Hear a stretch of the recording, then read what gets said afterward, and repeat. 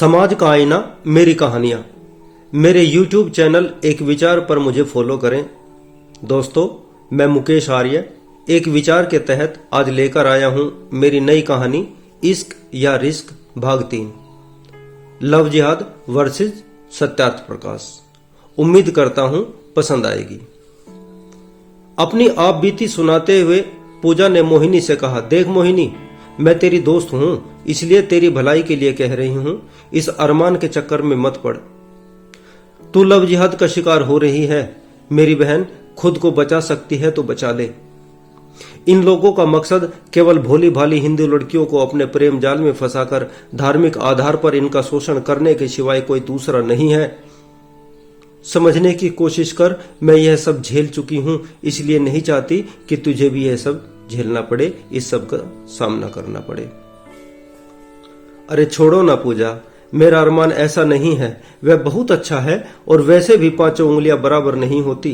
तुम्हारे आमिर ने तुमसे अपना नाम और धर्म छुपाया था, लेकिन मेरे अरमान ने ना मुझसे अपना धर्म छिपाया और ना ही अपना नाम।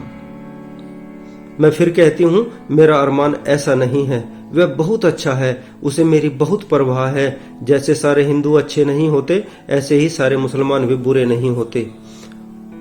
और मैं मिली हूं अरमान के पूरे परिवार से, सभी लोग बहुत अच्छे हैं और वह सभी मुझे पसंद भी करते हैं। मोहिनी ने पूजा की बात को टालते हुए कहा।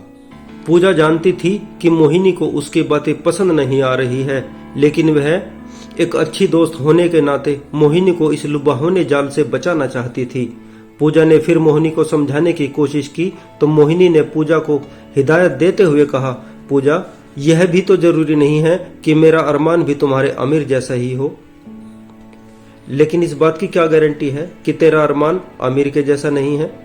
मोहिनी की बात खत्म होने से पहले ही पूजा ने मोहिनी से सवाल किया।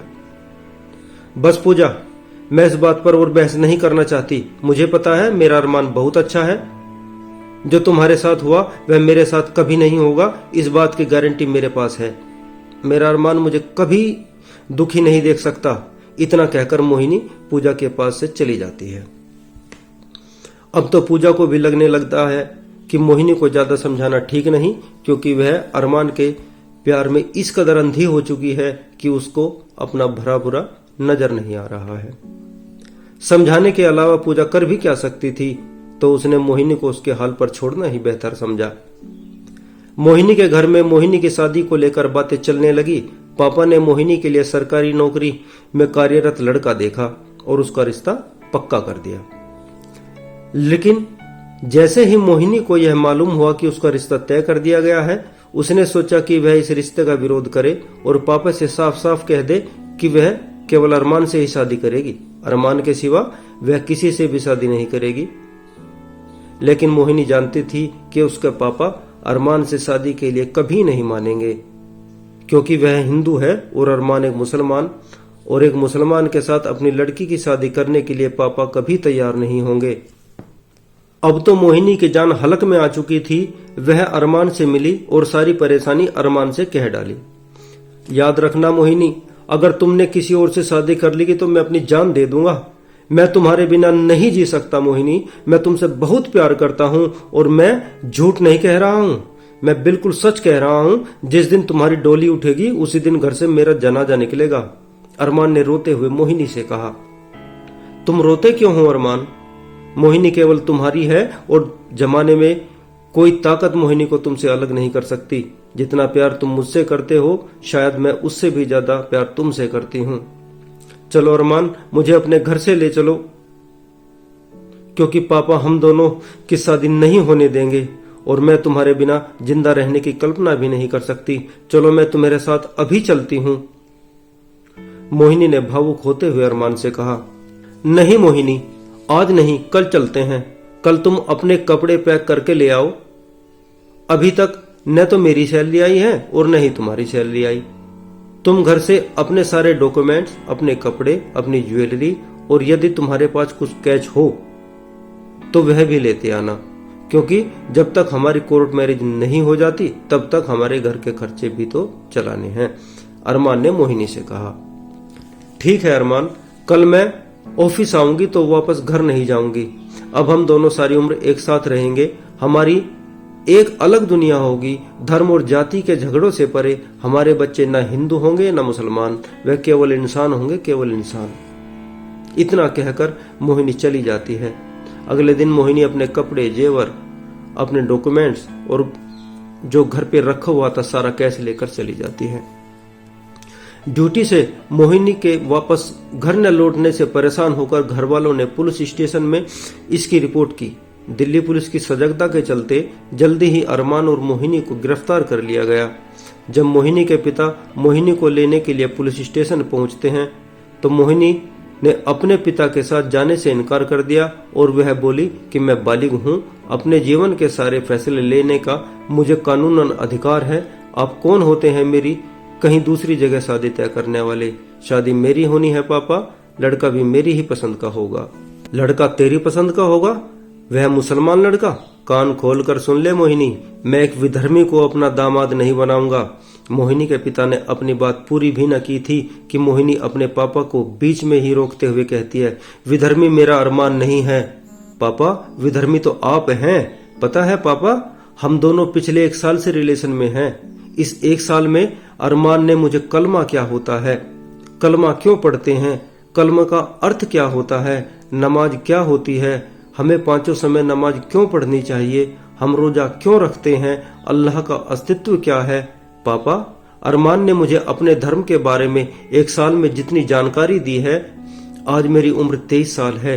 इन 23 सालों में आप मुझे अपने धर्म की छोटी से छोटी भी शिक्षा न दे पाए। पापा, मुझे गायत्री मंत्र के अर्थ का भी नहीं पता। पता है क्यों?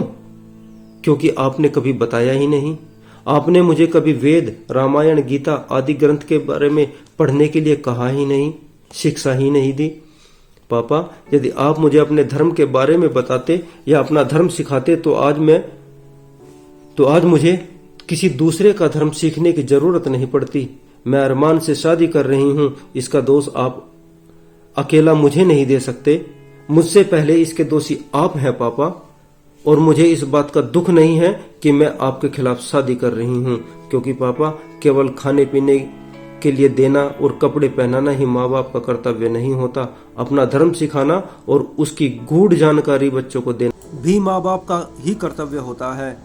मोहिनी की बातें पापा को हंटर के जैसी लग रही थी। वह खड़े खड़े सोच रहे थे कि मोहिनी का एक एक शब्द सही है। आज मोहिनी जो भी कर रही है उसका दोषी केवल मैं हूँ, क्योंकि मैंने पैसा कमाने और समाज में अपनी प्रतिष्ठा बनाने के चक्कर में कभी अपने बच्चों को अपना धर्म सिखाया ही नहीं। और बच्चों को धर्म सिखाने की बात तो बहुत दूर की है, मैं ही खुद अपना धर्म पूरी तरह नहीं जानता। बस मंदिरों में पूजा करना और प्रसाद चढ़ाना ही को धर्म समझता हूँ। खुद मैंने ही वेद, पुराण, उपनिषद, रामायण और गीता जैसे ग्रंथ नहीं पढ़े, तो बच्चों को कैसे आशा रखता कि वह खुद ही इन ग्रंथों को पढ़ लेंगे। आज एक पिता अपनी बेटी के सामने नतमस्तक था, चुप था, मजबूर था और शर्मिंदा भी। वैसे तो मोहिनी के पिता इंग्लिश का टीचर थे, लेकिन पिता को कुछ नहीं सूझा। पिता चुप खड़े थे। पिता को चुपचाप खड़ा देख थाने के एसएचओ से रहा न गया। उन्होंने आकर मोहिनी से कहा, तुम जिससे भी शादी करना चाहती हो, तुम्हें कोई रोक नहीं सकता बेटी, क्योंकि तुम बालिग हो और कानून तुम्हारे साथ है। मुझे इस मामले में बोलने का कोई अधिकार नहीं है, क्योंकि तुम बालिग हो और अपने अच्छे बुरे का फैसला खुद कर सकती हो। लेकिन मैं तुम्हें केवल तुम्हारी भलाई के लिए एक बात कहना चाहती हूँ, मानना न मानना तुम्हारा अपना फैसला है। मेरी एक बात का जवाब दोगी बेटी? हाँ पूछिए सर, मोहिनी ने हामी भरते हुए कहा। यदि अरमान तुमसे कहने लगे कि तुम मुसलमान बन जाओ, तो क्या तुम बन जाओगी?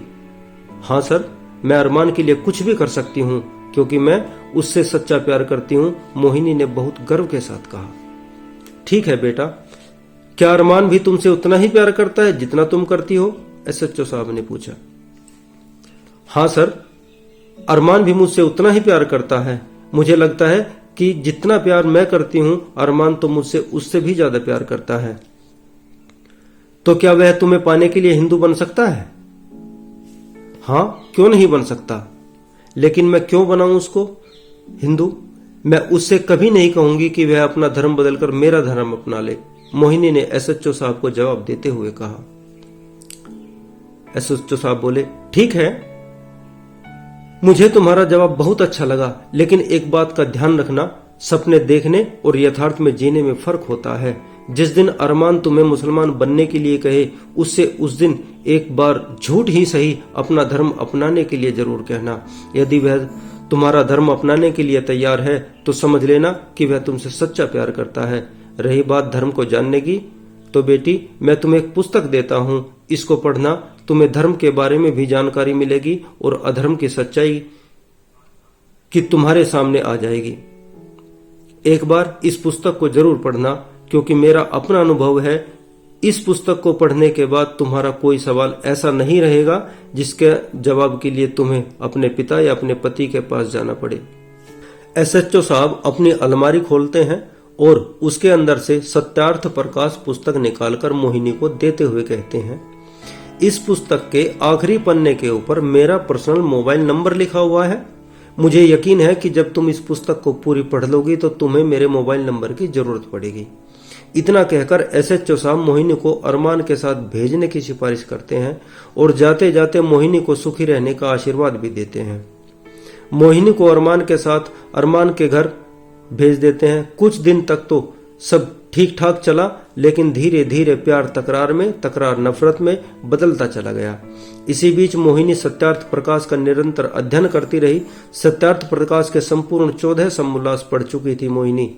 अरमान के घर में मोहिनी के साथ दोगला व्यवहार होना शुरू हो गया।